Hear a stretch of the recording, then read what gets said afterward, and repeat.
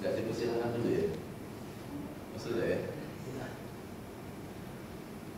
Biku Sangga yang kami muliakan, Romo Ramani yang kami hormati, para panitia yang kami kagumi, serta ibu bapak saudara sekalian yang kami cintai. Terima salam dalam damai. Namo Buddhaya. Namo Buddhaya. Ya, senang sekali pada kesempatan hari ini saya dapat berjumpa dengan ibu bapak saudara sekalian. Bagaimana ibu bapak? Senang berjumpa dengan saya? Terima kasih atas jawabannya yang terpaksa.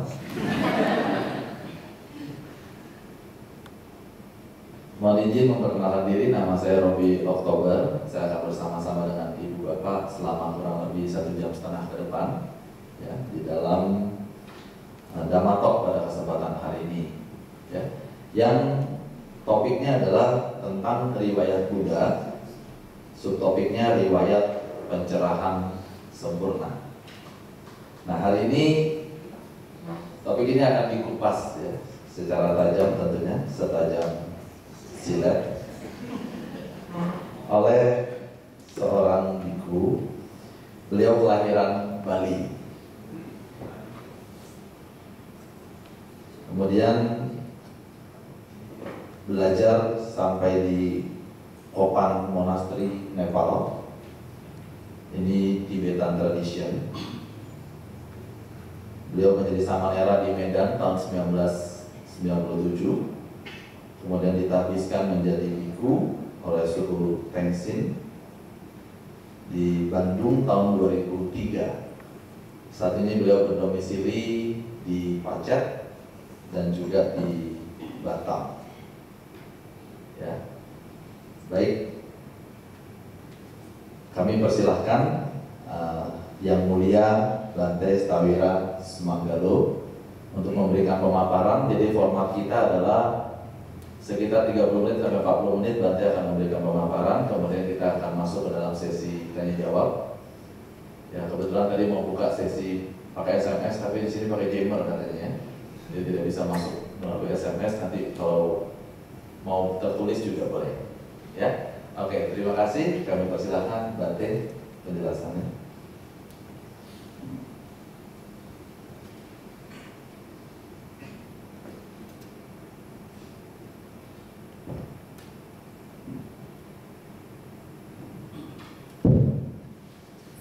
Terima kasih. Sebelumnya salam dalam dharma, namo samyang budaya, namo buddhaya. Namo Buddhaya. Pada kesempatan malam hari ini, saya ingin sedikit mengulas tentang karena ini berkaitan dengan hari Waisak ya, yang akan kita peringati beberapa hari lagi, dan ini merupakan hari yang sangat penting sekali bagi kita semua khususnya sebagai umat Buddha untuk memperingati hari Waisak tersebut. Nah, saya melihat hari Waisak ini adalah satu hal yang sangat penting sekali bagi saya pribadi khususnya, karena pelajaran pertama saya sebagai seorang umat Buddha itu belajar tentang riwayat hidup Buddha. Saya menjadi umat Buddha baru masuk mengenal dunia wihara itu kurang lebih tahun 1994. Jadi 3 tahun setelah jadi nongol di wihara, kemudian barulah menjadi seorang samanera, dan kemudian jadi samanera tidak berapa lama disuruh belajar ke Nepal oleh guru saya. Waktu itu disuruh ke Nepal oleh Lama Zopa Rinpoche. Saya berangkat ke Nepal di Kopan Monastery sana. Nah, dengan acarya saya, kepala wihara Kopan Monastery saat itu, yaitu Ken Rinpoche di Siloam. Nah, saat saya berada di sana di Nepal, hal pertama yang saya tanyakan pada guru acarya saya yang Rinpoche Lama Lumruk waktu itu adalah bahwa saya ini sebenarnya jadi umat Buddha itu baru-baru ini, tidak lama jadi umat Buddha. Tidak banyak pelajaran yang saya dapatkan atau pemahaman yang saya miliki tentang agama Buddha itu seperti apa. Saya jadi bingung dari mana saya harus memulai latihan saya ya sebagai seorang siswa Buddha untuk merealisasi apa yang kita cita-citakan sebagai umat Buddha. Kemudian guru saya pada saat itu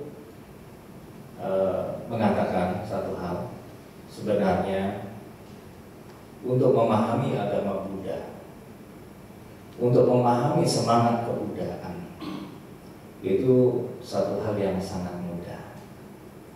Kamu tinggal baca riwayat hidup Sang Buddha. Itu adalah satu perjalanan spiritual, ya. Riwayat hidup dari manusia biasa menjadi seorang Buddha. Ini satu perjalanan yang tidak akan kehilangan arah, istilahnya. Arahnya itu sudah pasti. Buddha menunjukkan itu semua kepada kita. Beliau mengatakan seperti itu. Proses dari manusia biasa dan kemudian menjadi manusia Buddha, manusia yang telah sadar sepenuhnya, ya, penuh kebijaksanaan tersebut ada di dalam riwayat hidup Buddha tersebut. Selama ini kita hanya menganggap riwayat hidup Buddha yang kemudian kita peringati setiap hari Waisak, hari kelahiran Bodhisattva Siddhartha, hari di mana beliau mencapai penerangan yang sempurna, dan kemudian parinibbana dari Sang Buddha itu sendiri. Kita hanya memahami atau memaknai riwayat hidup Buddha itu hanya sebatas riwayat hidup manusia biasa, seolah-olah seperti itu. Tapi di dalam riwayat hidup Buddha ini penuh dengan pelajaran-pelajaran yang sangat berharga sekali. Pelajaran-pelajaran yang menjadi inti kenapa kita harus mempraktekkan ajaran Dharma dalam kehidupan kita sehari-hari. Juga pertanyaan yang selama ini ada dalam diri kita mungkin. Mengapa kita ini begitu sulit untuk merealisasi pencerahan yang sejati? Pertanyaan seperti ini jawabannya ada di dalam riwayat hidup Sang Buddha. Nah, mari kita ulas. Kenapa saya bisa mengatakan hal seperti ini? Pangeran Siddhartha lahir ya seperti kita ketahui di keluarga bangsawan, di istana sebagai seorang pangeran, ya, putra dari seorang raja Suddhodana. Ibunda beliau adalah Dewi Mahamaya, kemudian istrinya adalah Putri Yasodhara, punya anak namanya Pangeran Rahula dan sebagainya, dan kita semua hafal akan hal tersebut. Tapi pernah nggak kita kemudian di sana mengulas ya riwayat hidup Buddha itu lebih mendalam? Di samping hanya kita gunakan sebagai satu pengetahuan saja bagi diri kita, hanya sebatas pengetahuan saja bagi diri kita, tapi kita kemudian tidak mau mengobservasi itu lebih jauh dalam kehidupan kita. Ya. Buddha atau Pangeran Siddhartha pada saat itu, ketika beliau berjalan-jalan keluar dari istana, beliau melihat satu orang tua, dua orang sakit, tiga orang mati, keempat adalah melihat petaka. Nah, tiga hal yang pertama itu memberikan satu bekas yang mendalam sekali di dalam batin beliau, membekas sangat dalam sekali. Karena di sanalah kemudian beliau melihat kehidupan manusia, kehidupan makhluk hidup yang ada di alam semesta ini penuh dengan penderitaan.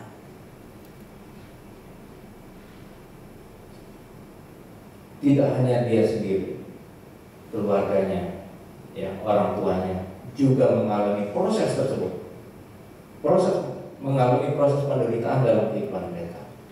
Saudara-saudaranya, saudara sepupu dia, rakyat-rakyatnya, sahabat-sahabatnya, semua pegawainya, panglima perangnya, dan semuanya mengalami kondisi yang sama dalam kehidupan mereka.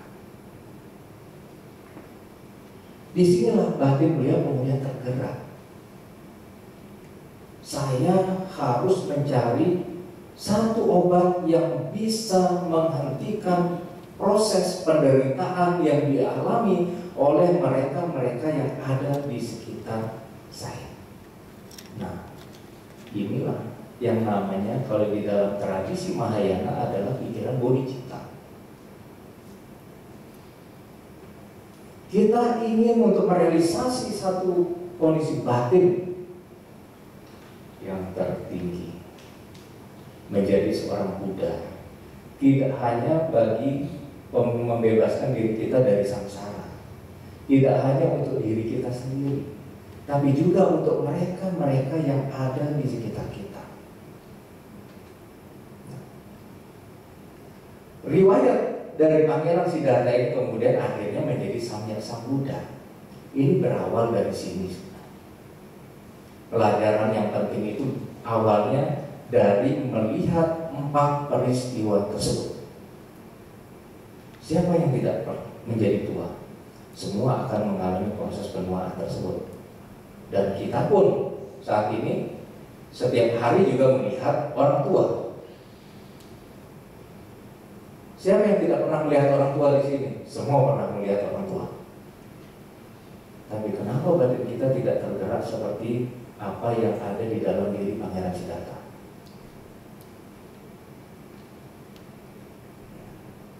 Inilah yang membedakan kita dengan beliau.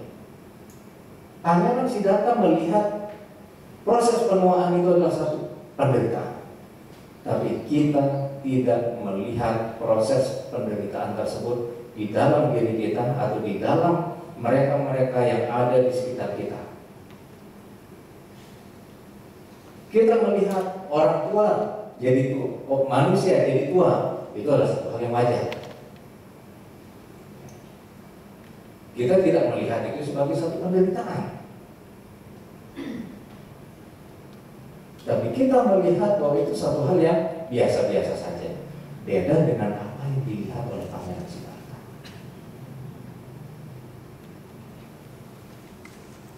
Saat ini pun terbukti, ya, orang yang namanya manusia takut untuk menjadi tua. Tidak hanya yang wanita sekarang, ya, yang laki-laki juga sama, sudah semakin rajin ke salon. Ketika kemudian pagi-pagi melihat cermin, lihat sudah ada kerutan-kerutan di sudut mata, mulai ketakutan timbul. Nah, inilah penderitaan. Segala macam cara kemudian dilakukan untuk menutupi proses penuaan tersebut. Dari meminum suplemen, suntik vitamin C, inilah kolagen lah, itulah segala macam, sampai operasi plastik, lama-lama operasi karet mungkin. Tapi apakah itu kemudian menyelesaikan problem mereka? Ternyata tidak. Karena hal tersebut memang tidak bisa dipungkiri, tidak bisa disembunyikan. Kita selama ini hanya berusaha lari sementara waktu dari kondisi tersebut. Tapi ketakutan yang ada di dalam diri kita bukannya menjadi hilang, tapi semakin menjadi jadi. Nah, proses penderitaan dari usia tua ini dilihat oleh Pangeran Siddhartha saat itu. Tidak hanya dialami oleh dirinya sendiri, tapi juga dialami oleh mereka-mereka yang ada di sekitarnya. Juga demikian dengan orang yang sakit, ya. kita pernah mengalami sakit. Dari sakit demam biasa, sakit pilek, flu ya, pernah kena demam berdarah, mungkin pernah kena tipes, pernah kena penyakit apalah yang sekarang semakin banyak, pernah diopname di rumah sakit selama beberapa hari atau bahkan berhari-hari, berminggu-minggu mungkin. Kita sendiri saat ini melihat hal tersebut tidak tergerak.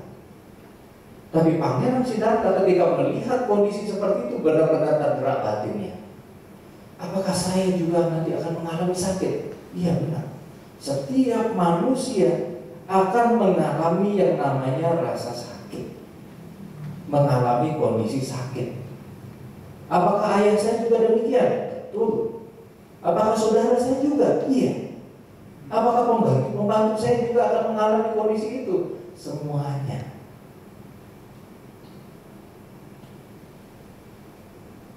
Tapi kita saat ini tidak melihat itu sebagai satu permasalahan di dalam hidup kita.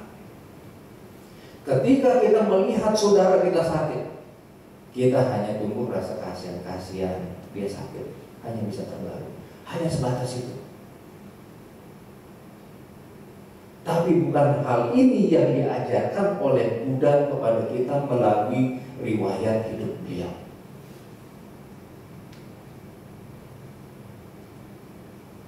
Rasa sakit itu atau penyakit tersebut wajar ada di dalam diri kita. Di dalam diri makhluk hidup yang dilahirkan di atas dunia ini, semua juga mengalami yang namanya kondisi sakit. Pasti akan mengalami kondisi itu. Nah, inilah merupakan salah satu bentuk dari penderitaan. Dan kita tidak bisa mengingkari hal ini di dalam kehidupan kita.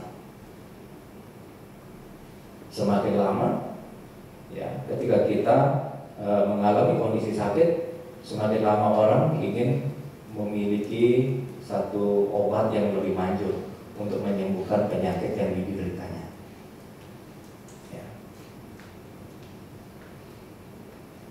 Dari penyakit yang biasa-biasa saja sekarang obatnya sudah obat-obat yang paten semua. Karena apa? Obat-obat yang biasa sudah nggak mempan lagi bagi diri kita saat ini. Penyakit yang kita alami ini tidak hanya penyakit jasmani, tapi juga penyakit di dalam batin kita. Ketika jasmani kita sakit, batin kita juga mengalami kondisi yang sama. Manusia ketika mengalami hal seperti ini atau makhluk hidup mengalami kondisi seperti ini, tentunya akan memiliki perasaan-perasaan tidak nyaman di dalam dirinya. Dan mereka tidak menginginkan untuk mendapatkan kondisi yang seperti ini dalam kehidupan mereka.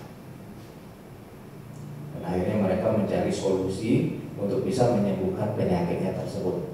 Tapi hanya untuk menyembuhkan rasa sakit yang dia derita untuk sementara waktu. Tidak pernah terpikir oleh mereka untuk bagaimana bisa menghilangkan rasa sakit yang dialami tersebut secara permanen agar hilang dalam kehidupan mereka. Bagaimana agar rasa sakit ini bisa hilang secara permanen di dalam kehidupan setiap makhluk hidup yang ada di atas dunia ini? Mereka tidak pernah berpikir seperti itu. Atau kita tidak pernah berpikir seperti itu. Tapi Pangeran Siddhartha, dia memikirkan hal ini. Dia menginginkan setiap makhluk hidup yang ada di atas dunia ini terbebas dari penderitaan-penderitaan yang diakibatkan oleh rasa sakit atau tidak nyaman di dalam tubuh setiap makhluk hidup yang ada di atas dunia ini. Dia tidak menginginkan orang tuanya mengalami kondisi seperti itu terus-menerus. Dia tidak menginginkan saudara-saudara sepupunya untuk mengalami kondisi seperti itu terus-menerus. Dia juga tidak menginginkan para pembantu-pembantunya karyawan-karyawannya untuk mengalami kondisi seperti itu di dalam kehidupan mereka. Semua ini adalah satu wujud kasih sayang yang luar biasa sekali. Semua itu bisa terjadi karena rasa atau kasih sayang yang sangat luar biasa dari seorang bodhisattva. Tapi kita belum memiliki hal tersebut, sehingga kita tidak berpikir seperti apa yang dipikirkan oleh Pangeran Siddhartha di masa yang lalu. Yang ketiga, beliau melihat orang mati. Beliau bertanya pada kusirnya, "Cana, kenapa orang itu diam aja, diangkat? Cana, kenapa orang itu diam saja ketika dia dibakar? Kenapa dia tidak berteriak? Kenapa dia tidak kesakitan?" Cana menjawab, kusir beliau yang sekaligus juga sebagai sahabat beliau, "Tuanku, itu adalah manusia juga seperti kita, tapi dia manusia yang sudah mati. Apakah kita juga akan mati satu hari nanti?" Benar yang mulia. Setiap mereka yang dilahirkan di alam semesta ini juga akan mengalami yang namanya kematian. Tidak ada makhluk hidup yang dilahirkan di atas dunia ini yang tidak atau terbebas dari proses kematian tersebut. Tidak ada. Semua juga akan mati. Sama juga seperti kita saat ini. Mau sebaik apapun obat-obatan yang ada saat ini, juga tidak akan bisa menghentikan proses kematian tersebut dalam hidup kita. Setiap orang dari kita saat ini, paling tidak 60-70 tahun ke depan, orang-orang yang ada di sini semuanya saat ini sudah tidak ada lagi. Kecuali Anda bisa hidup sampai 200 tahun. 60 tahun atau 70 tahun ke depan, kita semua yang ada di sini ini sudah tidak ada lagi. Masalahnya nggak perlu menunggu sejauh itu. Kadang-kala sekarang saya berbicara seperti ini, malam ini tidur, besok pagi-pagi sudah tidak bangun lagi. Bisa saja terjadi. Ini juga merupakan bagian dari penderitaan yang ada dalam kehidupan ini yang dilihat secara gamblang oleh Pangeran Siddhartha. Kita sendiri sering melihat orang mati, entah saudara kita, entah orang tua kita yang meninggalkan diri kita, ya, kakek, nenek, dulu mungkin, atau teman-teman kita melayat ke rumah duka, kita melihat mereka, kadang-kala yang berani lihat di dalam petinya, waduh mukanya tersenyum pada saat meninggal dan lain sebagainya.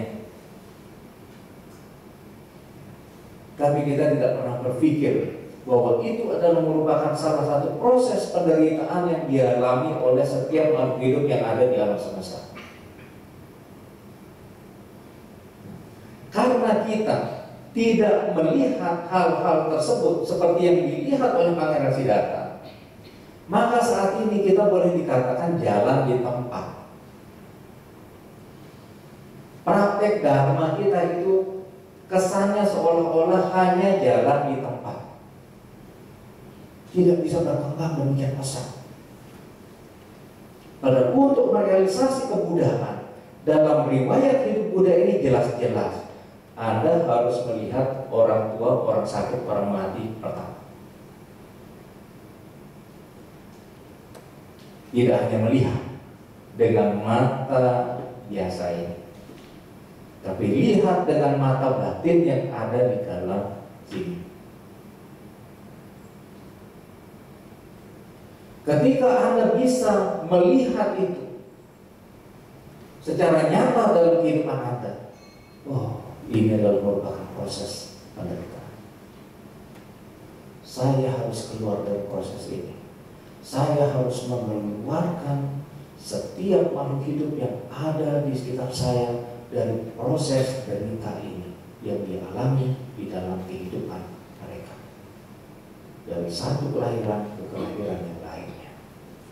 Saya harus menjadi seorang Buddha untuk bisa memberikan manfaat bagi mereka. Jadilah kemudian Anda sebagai seorang Buddha.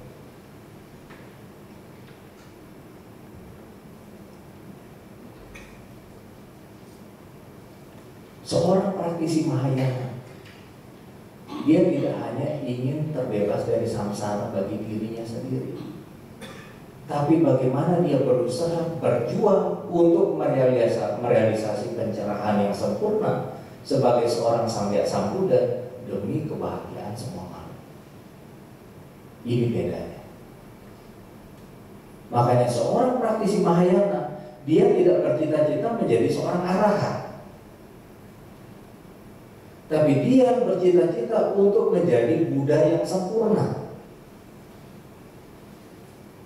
agar bisa tidak hanya menyelamatkan dirinya sendiri dari samsara, tapi juga bisa membebaskan setiap makhluk hidup yang lain yang ada di sekitarnya dari samsara tersebut melalui ajaran dharma yang dipahami oleh beliau.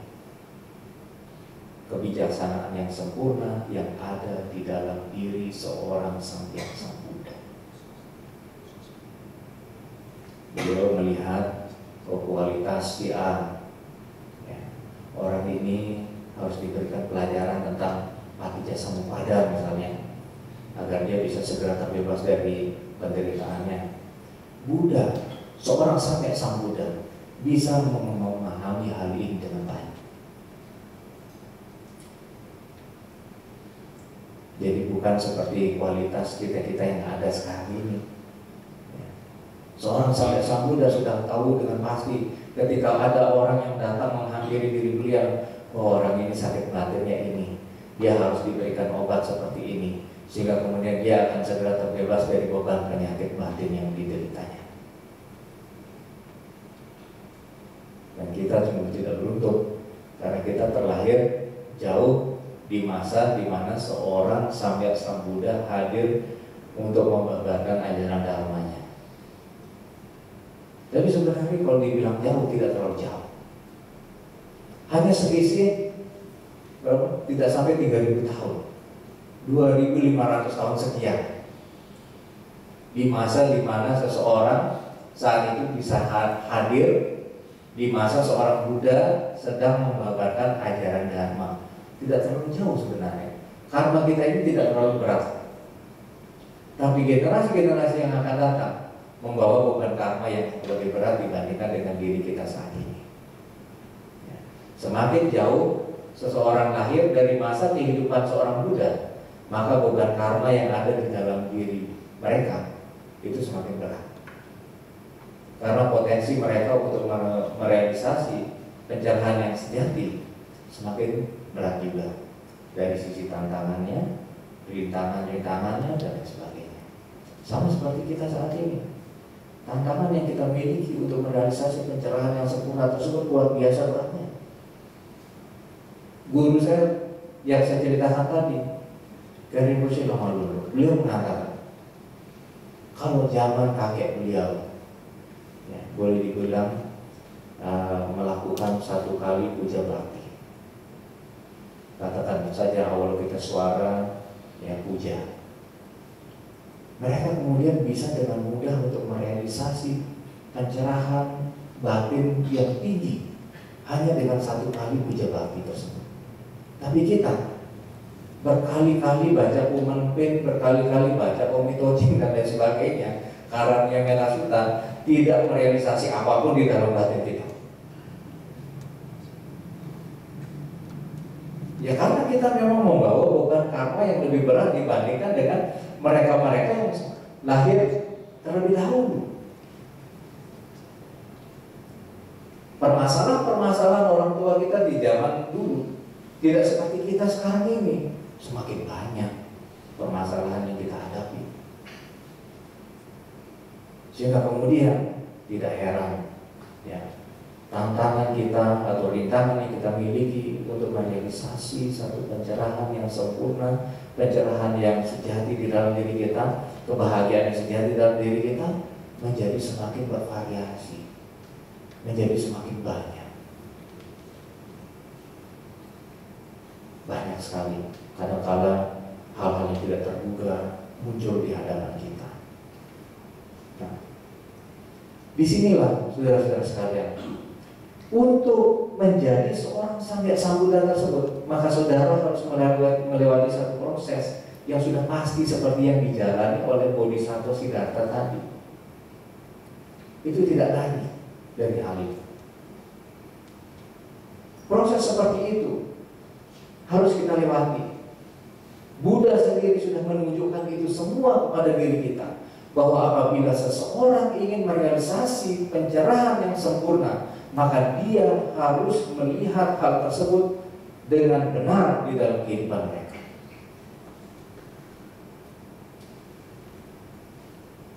Tanpa kita melihat kehidupan yang kita alami ini adalah penuh penderitaan.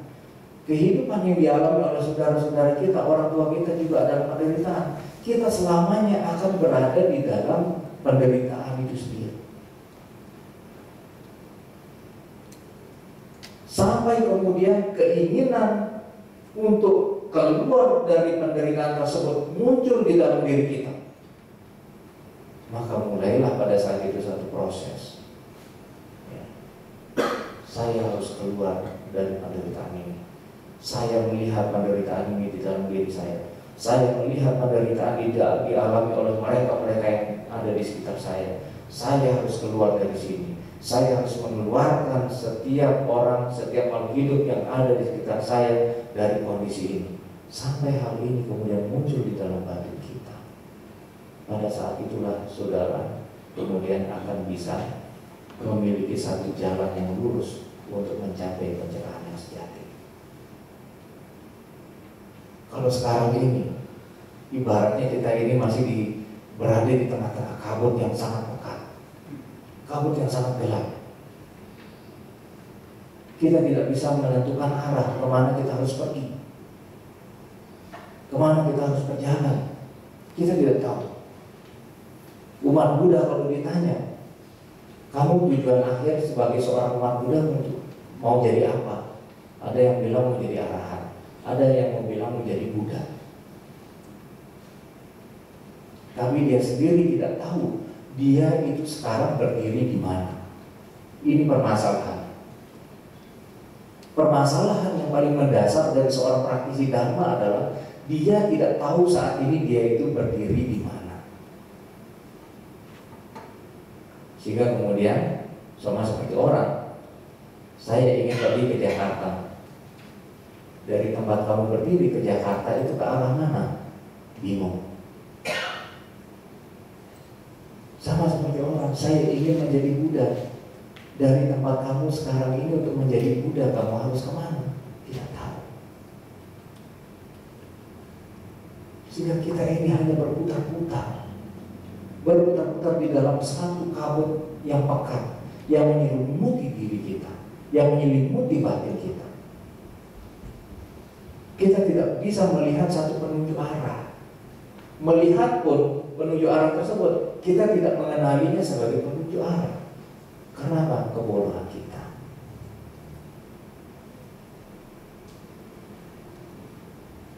Seperti tadi, semakin lama kita mengalami satu proses penderitaan dalam diri kita, kita berusaha untuk membungkusnya dengan keindahan duniawian, bukan mencari solusi bagi permasalahan tersebut, tapi kita membungkusnya dengan keindahan duniawian.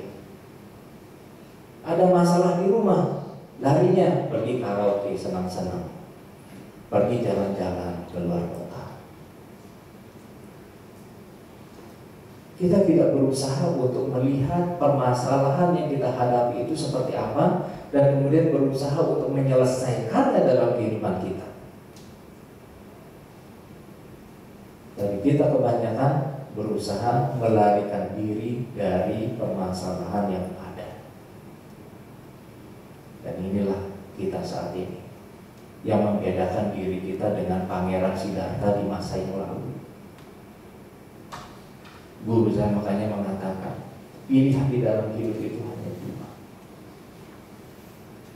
menjadi seorang pahlawan di medan perang atau menjadi seorang pengecut. Seorang pahlawan di medan perang, ketika darah mengucur dari tubuhnya karena terkena pedang dari lawan-lawannya, dia akan semakin berani. Dia akan menjadi semakin kuat, tekadnya menjadi semakin kuat untuk menaklukkan setiap musuh yang ada di hadapannya. Dia tidak lari dari hal tersebut, tapi dia terus berjuang, dia terus berperang. Dia tidak peduli berapa banyak sudah bekas-bekas luka yang ada di dalam dirinya. Sama seperti seorang yang berjuang untuk merealisasi pencerahannya sejati.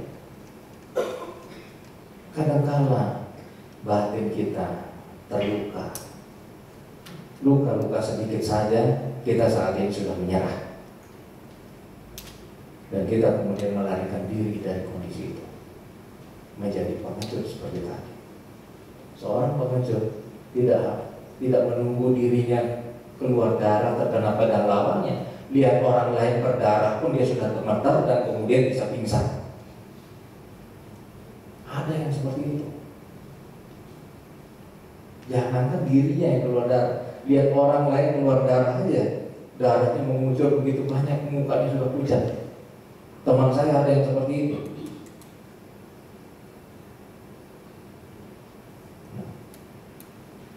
Pilihan inilah yang kita miliki saat ini. Anda menjadi seorang pahlawan atau menjadi seorang pengecut yang lari dari kenyataan yang ada, mengingkari penderitaan yang ada dalam kehidupan Anda, mencari satu hiburan-hiburan, tapi pada kenyataannya benih-benih penderitaan itu tetap ada di dalam diri Anda sekalian. Atau pilihan yang lain, Anda menghadapinya, Anda menyelesaikannya pada saat itu juga, tidak menunggu nanti. Ada masalah, selesaikan, selesai, beres. Masalah yang lain datang, selesaikan lagi, beres. Jangan lari dari masalah, jangan lari dari penderitaan. Buddha tidak mengajarkan kepada kita umat Buddha untuk lari dari permasalahan, tapi untuk menghadapi permasalahan tersebut dalam kehidupan kita, untuk menyelesaikan permasalahan tersebut dalam kehidupan kita. Oleh karena itu, kenapa Buddha mengajarkan kepada siswa-siswa pertama kali 5 orang pertama tersebut, ini adalah duka, ini adalah sebab duka, ini lenyapnya duka, ini jalan menuju lenyapnya duka. Duka pertama kali diajarkan kepada diri kita agar kita mengenali hal tersebut dalam kehidupan kita. Buddha tidak mengajarkan kepada kita, siswa-siswa sang Buddha ini, untuk menjadi orang yang pesimis. Tapi beliau mengajarkan ini adalah duka, agar kita bisa memiliki tekad untuk keluar dari kondisi duka tersebut. Bukan untuk melarikan diri dari kondisi duka itu.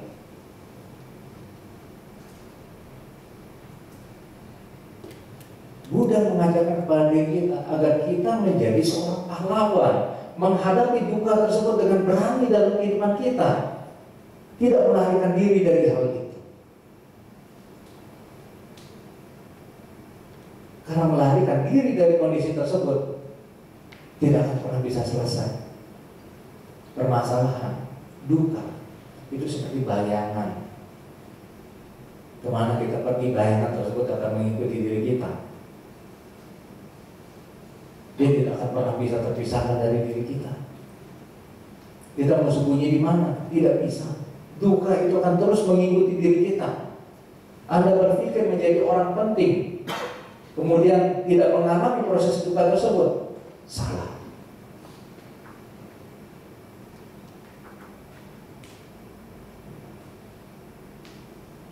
Kita harus menghadapi hal tersebut dengan berani dalam kehidupan kita. Proses seperti ini, seperti saya katakan tadi, ini adalah satu hal yang wajar yang ada dalam kehidupan kita. Duka, setiap orang juga mengalami duka tersebut. Mau jadi presiden, perdana menteri, mau jadi panglima, mau sekuat apapun Anda, mau jadi juara dunia tinju pun, Anda mengalami proses duka tersebut dalam kehidupan Anda. Mau sekaya apapun saudara-saudara mengalami proses duka tersebut dalam kehidupan Anda. Dan Anda hanya perlu memiliki keberanian untuk menghadapi duka tersebut sampai akhirnya duka itu sendiri bisa Anda taklukkan. Bisa apa enggak sih? Bisa. Modalnya apa? Satu, tubuh kita sekarang ini lengkap. Lahir jadi manusia, ya, yang normal, yang bagus.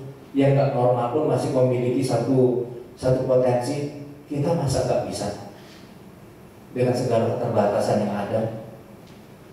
Bisa. Dua, sudah jadi manusia dengan jasmani yang lengkap seperti ini, tidak cacat apapun dalam diri kita, mengenal ajaran dharma lagi. Kekurangannya apa lagi? Sampai guru saya kemudian diumpamakan tubuh jasmani kamu sekarang ini yang lengkap ini, mengenal ajaran dharma di satu sisi, di sisi yang lain harta kekayaan dari alam semesta ini, dari alam dewa dikumpulkan di sisi yang lain, tidak cukup untuk bisa membayar tubuh jasmani yang kamu miliki saat ini. Jadi betapa berharganya tubuh jasmani kita ini, dan diisi dengan ajaran dharma yang luar biasa yang kita kenal saat ini. Ini adalah merupakan satu berkah yang tidak ada taranya di atas dunia ini. Jadi berbahagialah Anda sampai saat ini memiliki potensi dan segala hal yang baik untuk bisa merealisasi pencerahan yang sempurna dalam satu kehidupan kalau Anda mau. Semua berpulang kepada Anda masing-masing. Ya, mungkin hanya itu dari saya. Terima kasih.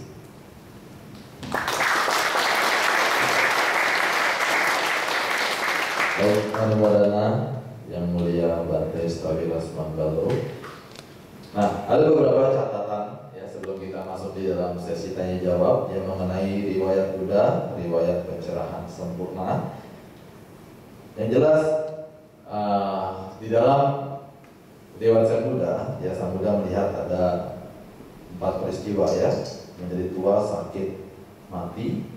Ada orang tua, orang sakit, orang mati, dan juga melihat pertapa. Dan ketika melihat kejadian tersebut, yang muncul bodhicitta ya, tidak hanya sebatas ingin membebaskan diri dari samsara, dari penderitaan, tetapi juga muncul perasaan keinginan yang sangat besar untuk menolong orang-orang di sekitarnya, ya bahkan semua makhluk, yang membebaskan dari penderitaan. Nah, saat ini kita hidup, riwayat kehidupan kita sebetulnya juga memiliki kesempatan yang sama, karena kita juga saat ini memiliki kesempatan untuk juga melihat 4 peristiwa penting ini. Ya, saya kira ibu bapak juga melihat orang yang tua, melihat orang yang sakit, melihat orang yang mati, dan juga melihat pertapa. Kita juga saat ini berada di riwayat kehidupan kita juga. Situasi ini ada. Nah, namun selama ini setelah kita melihat, kita hanya melihatnya di permukaan. Ya, waduh, kesian dia jadi tua ya, kesian dia jadi sakit, kesian dia mati. Tetapi kita belum memunculkan di dalam diri kita belum melihat secara lebih mendalam ya, bahwa sesungguhnya ini tidak bisa hanya dibungkus saja, tidak bisa hanya dihindari, tetapi harus dihadapi dengan berani. Ya, bagaimana kita berani melihat kehidupan ini dengan benar, bahwa memang secara nyata ya setiap hari kita makin tua ya.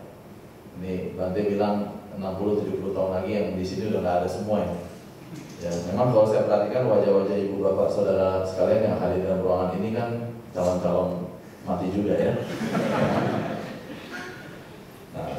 Jadi ya kita diajar untuk melihat motivasinya bukan hanya sebatas membebaskan diri kita dari segala penderitaan ini, tetapi memunculkan jiwa ya, body cita ya, tentunya untuk bagaimana kita memiliki motivasi saat ini dengan memahami adanya peristiwa-peristiwa seperti ini. Kita juga kepingin ya, mau menjadi sang Buddha. Oke, Ibu Bapak, modalnya tadi sudah jelas, kita punya tubuh dan tubuh yang baik saat ini, dan kita juga berkesempatan di dalam kehidupan ini selain terlahir menjadi manusia bisa mengenal Dhamma. Ya, kita punya waktu kurang lebih 30 menit ya, kita bisa masuk di dalam sesi tanya jawab. Monggo Ibu Bapak, ada pertanyaan silakan disampaikan, formatnya simple, tinggal sebutkan nama, pertanyaannya apa, langsung kita masuk di dalam sesi diskusi tanya jawab. Silakan. Baik, kalau tidak ada saya kira cukup. Oh belum ya? Belum ya? Pikir dulu ya. Oke, silakan dipikir dulu kira-kira pertanyaannya apa.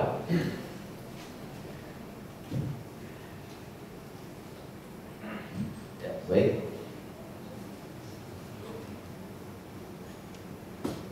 Mic-nya. Nama budaya nanti, nama budaya Robi. Ya, nama budaya. Nanti yang saya tanyakan mengenai cita-cita tinggi untuk menjadi seorang Buddha ini.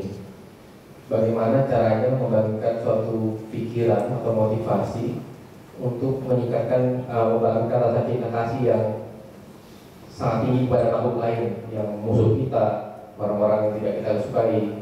Apakah ada metodenya? Saya pernah dengar salah satu metode adalah dengan memikirkan bahwa semua makhluk itu termasuk binatang pun pernah menjadi ibu kita gitu.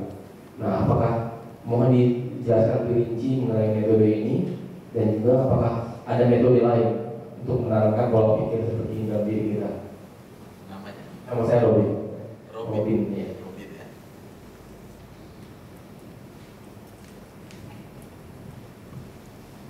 Ya, pertanyaan yang sangat bagus, ya. Tapi memerlukan satu jawaban yang sangat detail, harusnya sangat panjang. Bagaimana memunculkan cinta kasih dalam diri kita, manakala kita atau ada orang yang ada di sekitar kita ini memiliki sikap mental yang tidak baik, kurang lebih seperti itu. Nah, satu hal di sini agar kita tidak terpengaruh dengan kondisi yang ada. Kita tidak usah terlalu berpikir terlalu jauh lebih dahulu ya, merenungkan misalnya mereka dalam kehidupan yang lalu, mungkin adalah ibu kita dan lain sebagainya. Cukup dalam kehidupan ini. Satu, kita harus melihat yang dia lakukan tersebut jangan dilihat sebagai satu kejahatan. Lihatlah itu sebagai kelemahan yang dimiliki oleh dia. Kalau kita melihat sikap mental yang tidak baik dari orang yang ada di sekitar kita ini, dia orang jahat, ya, otomatis di sisi yang lain kita memposisikan diri kita, saya orang yang baik.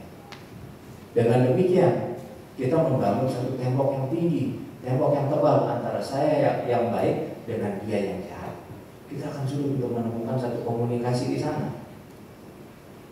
Kalau kemudian untuk berkomunikasi saja sudah demikian susah, bagaimana kita akan menumbuhkan cinta kasih antara diri kita dengan dia? Sangat sulit sekali. Tapi ketika kita kemudian melihat sikap mental dia yang tidak baik tersebut adalah merupakan satu kelemahan yang dia miliki, kenapa kita harus mengenali itu sebagai satu kelemahan? Karena dengan sikap mental dia yang kurang baik, dia berpotensi melakukan satu tindakan-tindakan yang akan menyebabkan dia mengalami atau memiliki potensi penderitaan yang lebih besar di waktu-waktu yang akan datang. Ini adalah kelemahan dia. Dia tidak mampu atau tidak memiliki kemampuan untuk melakukan satu hal yang bermanfaat yang akan menjadi potensi bagi dia untuk meraih kebahagiaan, tapi justru sebaliknya. Nah, dia lemah dalam hal ini. Dia lemah dalam menghadirkan kebahagiaan bagi dirinya sendiri. Dia lemah di dalam hal memberikan kebahagiaan bagi mereka-mereka yang ada di sekitarnya. Inilah yang saya katakan kenapa kita harus melihat itu sebagai satu kelemahan yang dimiliki oleh orang tersebut. Dengan demikian, kita masih mungkin untuk menjalin satu komunikasi dengan dia. Saat kita melihat orang lain ya memiliki kelemahan, kita otomatis akan bangkit perasaan dalam diri kita untuk mendekati orang tersebut, memberitahu dia kelemahan dia itu apa, bagaimana caranya agar dia bisa memperbaiki kelemahannya. Dan kemudian dari sini kita bisa membangun satu komunikasi yang baik antara kita dengan dia. Mungkin kemudian bisa memiliki komunikasi sebagai seorang sahabat, sebagai seorang saudara. Mungkin sahabat spiritual atau apapun. Tapi pendekatan dengan cara seperti inilah yang harus ada dalam diri kita ketika kita melihat orang lain memiliki sikap mental yang tidak baik.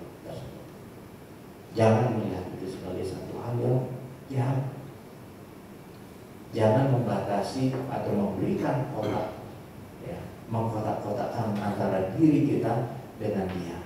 Saya orang baik, dia orang jahat. Saya orang yang berguna, dia orang yang tidak berguna. Dia orang